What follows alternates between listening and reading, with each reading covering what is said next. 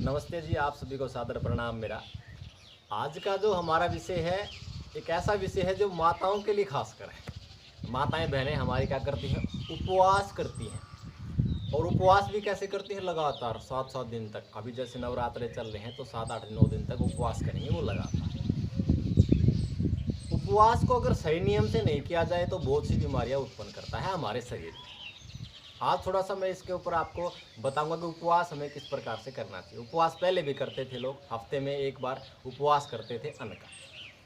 लेकिन वो क्या करते थे दिन में, और आज जो उपवास करते हैं उसमें क्या डिफरेंट है। हफ्ते में आपको एक दिन उपवास जरूर करना चाहिए, क्योंकि ये मन, चित्त और शरीर की शुद्धि करता है उपवास। अजगर जो है एक दिन भोजन करता है और 15 दिन उपवास करता है, क्योंकि भोजन वो अत्यधिक मात्रा में करता है।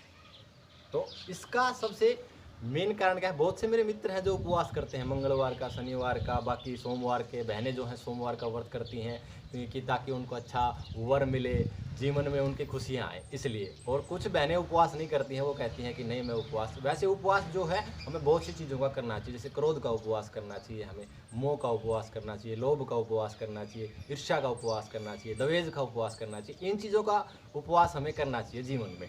लेकिन आजकल उपवास करते हैं व्रत का। तो मैं आपको कुछ चीज़ें बताता हूँ। जैसे आजकल जो उपवास करते हैं उसमें बहनें क्या करती है, दिन में 7 और 8 चाय पीते हैं, या 2-3 चाय पीते हैं। सबसे पहली बात मैं बताता हूँ आपको, उपवास में कभी भी चाय नहीं पीनी चाहिए, क्योंकि चाय पीने से हमारे शरीर में जो एसिड होता है उसकी मात्रा अधिक बढ़ती है। और चाय एसिड बनाती है, आपको पता है। एसिड हमारे शरीर में पहले से ऑलरेडी बनता है। तो आप चाय तो बिल्कुल भी ना पिए। जहाँ तक संभव हो ज़्यादा ज़्यादा पानी पीने का प्रयास करें। आप पानी पिएंगे तो क्या होगा, जब हम चाय पीते हैं तो एसिड बनता है, शरीर में एसिड पहले से बना हुआ है। वो क्या जाएगा, हमारी आंतड़ियों में जाएगा। आंतड़ियों में जाएगा तो वो बीमारियां उत्पन्न करेगा। मासिक धर्म संबंधी बीमारियां उत्पन्न कर सकता है, पेट संबंधी जितनी बीमारियां हैं वो उत्पन्न कर सकता है। तो आपसे निवेदन है, आप उपवास के दिन चाय बिल्कुल भी ना पिए। फल ले सकते हैं आप कोई भी, बहुत से फल हमारे देश में हैं, तो आप उन फलों का सेवन कीजिए, जूस का आप सेवन कीजिए, वो सबसे अच्छा है। हमारे शरीर में जो एसिड बनता है HCl, हाइड्रोक्लोरिक एसिड होता है। अगर आप दिन में पानी का सेवन नहीं करते हैं तो वो धीरे धीरे क्या होता है, हमारी आंतड़ियों में जाना शुरू हो जाता है। और कई बार तो ऐसी कंडीशन हो जाती है कि आंतड़ियों को काटना पड़ता है, निकालना पड़ता है सिजेरियन के द्वारा, ऑपरेशन के माध्यम से। तो आप सब वो ना करें। आपसे निवेदन है छोटा सा, अगर माने तो आपका छोटा भाई हूँ मैं। तो ये आप चाय तो बिल्कुल बंद कर दें। उपवास करना बहुत अच्छी बात है, लेकिन ऐसा भी उपवास ना करें कि हमें बीमारियां उत्पन्न करके जाए। तो आपसे निवेदन है छोटा सा ये करें। आप हो सकता है तो देसी गाय का घी 1 गिलास पानी में डालिए, आप उसको उसके अंदर मिलाइए, वो आप पानी का प्रयोग करें। बहुत ही ज़्यादा महत्वपूर्ण है।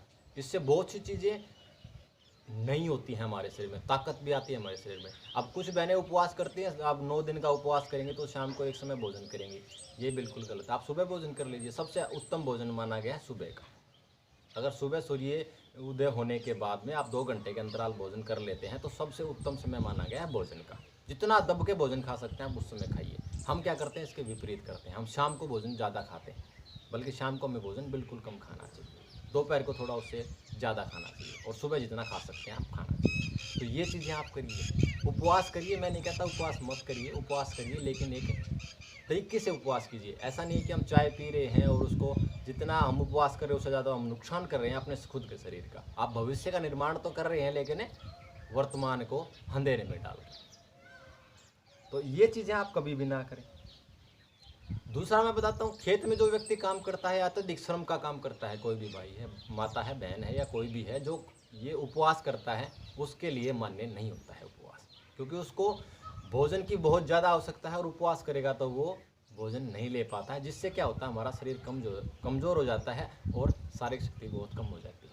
तो आप उपवास ना करें। इन लोगों के लिए उपवास बिल्कुल भी नहीं कहा गया है, कहीं भी नहीं लिखा हुआ है कि ये व्यक्ति उपवास करें। तो आपसे निवेदन है छोटा सा कार्य ये करें।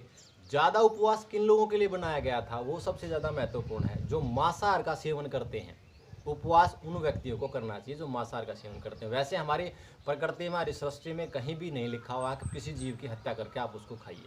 सोच के देखिए, अगर आपके बच्चे को कोई मार कर खाए तो आपको कैसा लगेगा।